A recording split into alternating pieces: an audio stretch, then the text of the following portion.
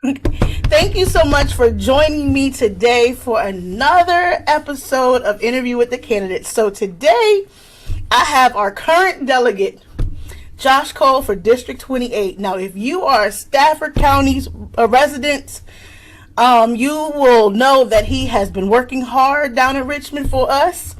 And even if you don't agree with everything, or you agree with everything or not, he's working for you no matter what. So thank you so much for joining me today, Josh. I'm so glad to be here. Thank you so much. So as I always ask, you're our current sitting delegate. What inspired you to continue your run, or to actually to stay in office? So since it's re-election time, I actually got involved in politics back when I was 14 years old. Mm-hmm. I was hired to be a page for the House of Delegates that focused my attention on state politics. I came back about 10 years later as a 25-year-old. I worked for the state Senate. And when you're older, you're paying more attention to what's going on. And so I would see our state senators talking to lobbyists and talking to constituents and saying, oh, I'll support this, I'll do that. But back then, subcommittees and committees weren't recorded. So they could go in, vote however they wanted to, come out the meeting and say, oh, I tried, but it didn't pass. And I was like, oh no, we need some better people in there. And so initially, I was just going to volunteer on someone's campaign. I didn't know that I was going to run for office. And to make a long story short, we ran for office in 2017. We lost by just 73 votes. We came back around, we won. And when we won, we went to Richmond and we went to work. And in 2 years, we literally transformed the Commonwealth of Virginia. And I was like, yo, everything I campaigned on, I completed. I'm good. But then you started to realize there's still more work to be done. As much work that we've done, there's still more to be done. And, people are still hurting. People still need help, and people still need people fighting for them in Richmond. And so that's what's encouraging me to run again this time. And I'm excited about it. I'm excited too, because I really would like people to understand, like, our state level and local level politics hit faster than federal. So this is an election that we have to really, really pay close attention to, because the policies and stuff that you've, fought for and put in place, they directly impacted us instantaneously. Yeah. So these are the things I think we need to understand as a community and as Stafford County. Like, we have to keep people in office that are having our best interest at heart. So what was the most, I don't want to, kind of put anything down or anything like that, but what was the most exciting or the most important policy that you got? Like, what was the one that got you, like, so excited that you were happy about?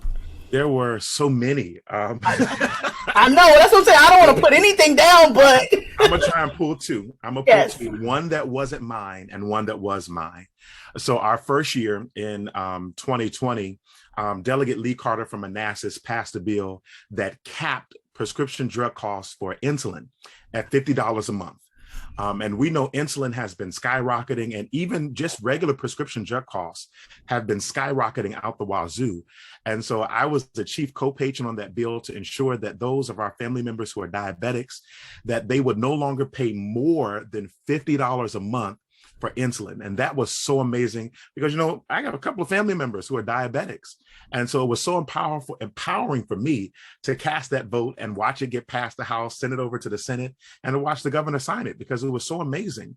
But then another thing that we did that I carried myself, and, I'm really big in helping Lottie Dottie and everybody. And we had a bill, a grandmother came to us and she said, hey, my grandson has to wear hearing aids, and his mother had to pay out of pocket for him because insurance wouldn't cover. And I was like, no, I don't think that's right, because I had hearing aids when I was in high school. So I called my mom and I was like, hey, I got this lady in my office, and she was like, she couldn't pay, for hearing aids because insurance wouldn't cover it. And mom was like, yeah, that's right. I had to pay out of pocket for them hearing aids. And I was like, wait, hold up. Wait a minute. You need to hear. The baby need to hear. Like, what? Okay. So hearing aids for juveniles, children 18 years and under, were not covered by insurance. We put the bill in. My bill didn't pass. And that grandmother was, consistent. She said, we got a version in the Senate. So she went over to the Senate. She did what she had to do. That bill passed in the Senate. It came over to the House. They tried to kill it in the House. But me, that grandmother, the Speaker of the House, we fought hard. And I was the chief co-patron on that Senate version. And because we carried through the House, it passed. And so now in Virginia, if you have a child or a student under the age of 18 who needs hearing aids, it will be able to be covered by your insurance. They can no longer deny that. Listen, pause. Listen, if you got the sugar, think about it.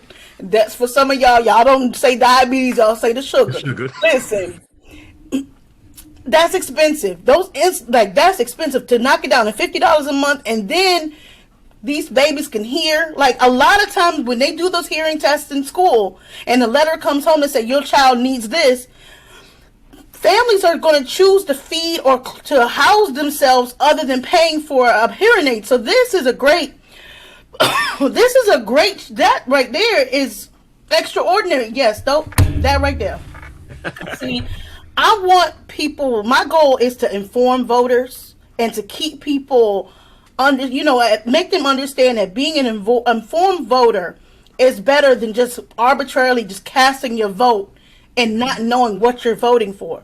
So I'm not pushing who to vote for. I'm giving you giving you reasons to consider people. So you're a current delegate, and I will say, as a constituent of yours, I do feel like you're transparent with what you have going on, and I want to, is that something that you feel is very important for a representative, for someone who is representing a region?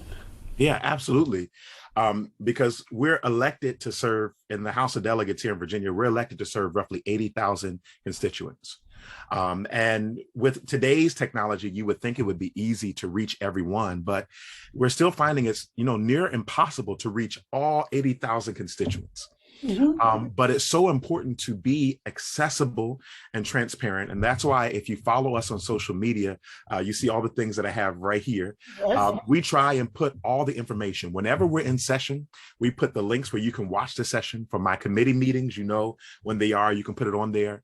Even when I'm in Richmond, we have what's called virtual office hours and in-person office hours. You can come down to Richmond and meet me, or we can do a Zoom meeting. But I also think it's so important because if we're voting on things, the way the session moves so fast.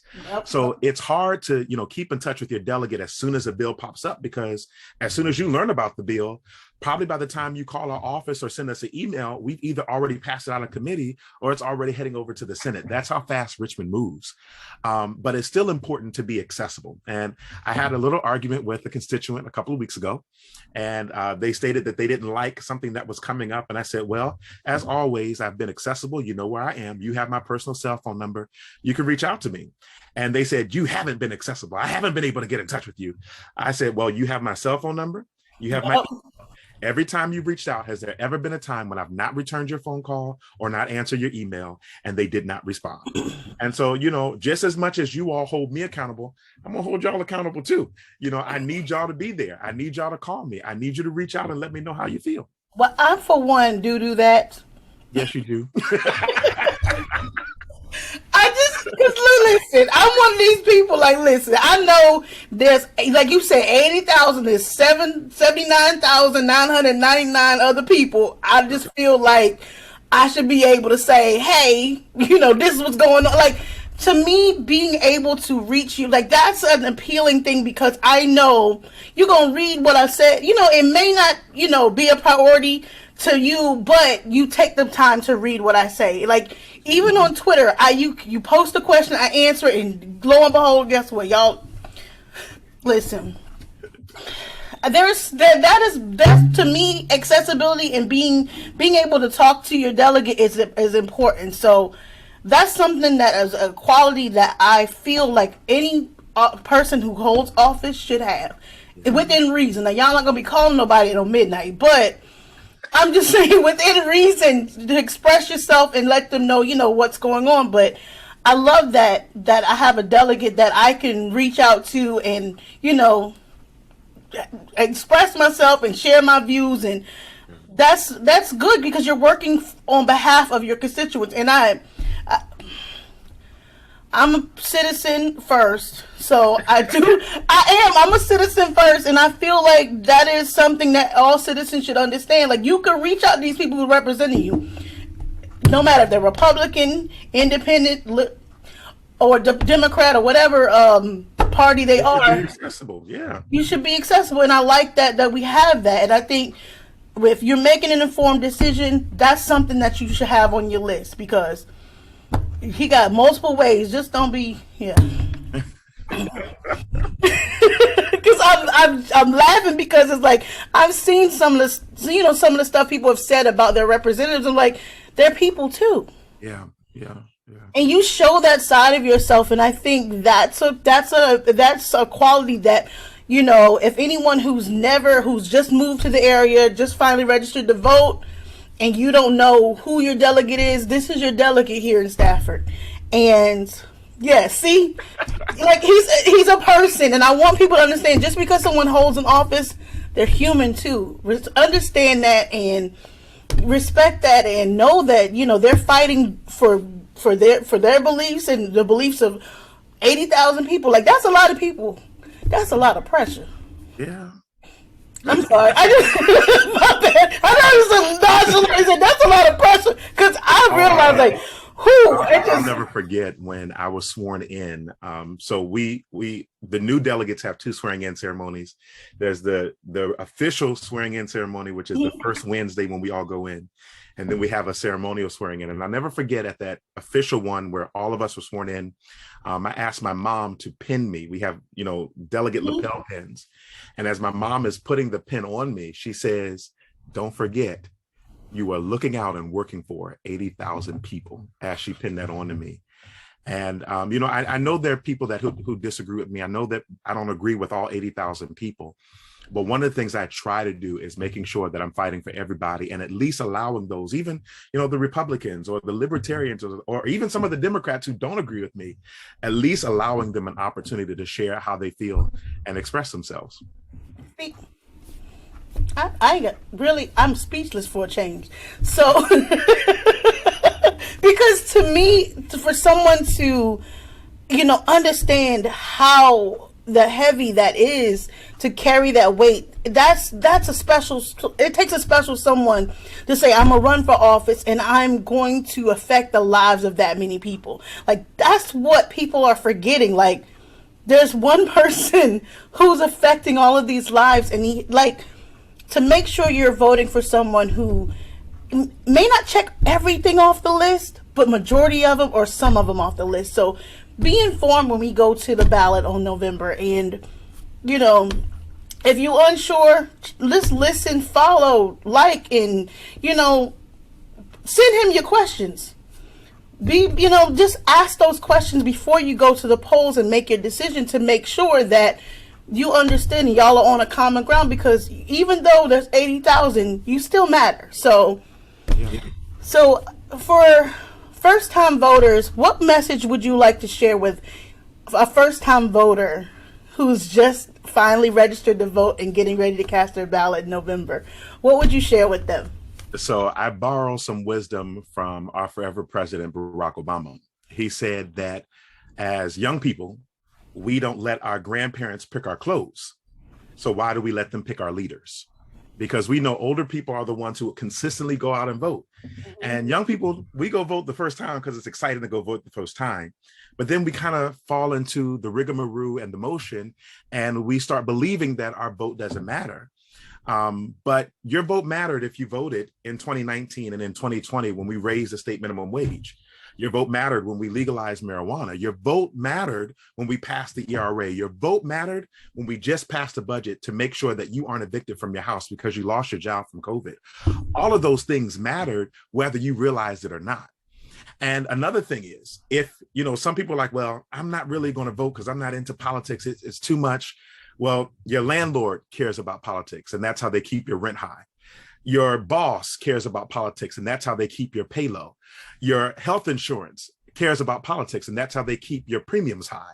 And so we have to consider all of these things. If we want to fight back for saying that, the world is cruel or it's not fair, we fight back at the ballot box.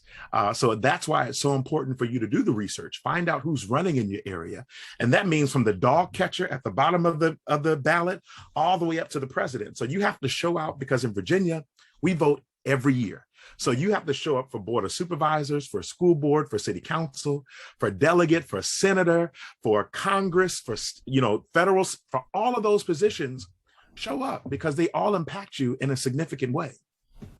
See, there we have it. I mean, because it's like, this is what I have been saying to people, like, your voice matters. Your vote is your voice. So you have to let it be heard. And I just tell